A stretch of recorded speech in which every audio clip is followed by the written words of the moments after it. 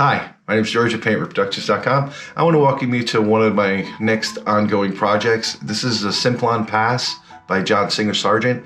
If you follow my videos, which I hope you do, and if you subscribe, which I hope you do, you'll see that I'm already doing this a little different. I'm not doing this as a sketch because I'm not going to do a griselle on this. It's a landscape. I hardly ever do a griselle on a landscape. It's also a Sargent, unless it's a portrait. I probably won't do a griselle layer or a black and white layer either, but for this one, I'm actually doing a true underpainting. I'm doing everything in tones of brown.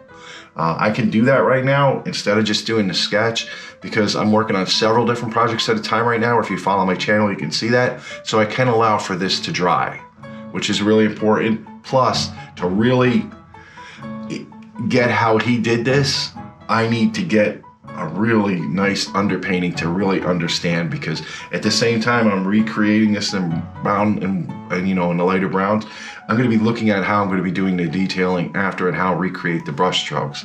I'm really interested in how he achieved this. I'm really interested in what I'm going to learn from this that I can add to my own repertoire or my own original style. But if you have any questions or anything like that, please let me know. Again, this is John Singer Sargent's reproduction of Simplon Pass. It hangs at the National Gallery of Art. If you need an image of it, you can download it there. If you have any questions, comments, just please let me know. And hope you subscribe. As always, I keep these videos coming to you for free. I don't collect any personal information. There's no catch. I'm not trying to send you courses. I'm not trying to, I'm not trying to collect your information to mail stuff out to you later. I'm just sharing. So I want to have a great day. This is George at Reproductions.com.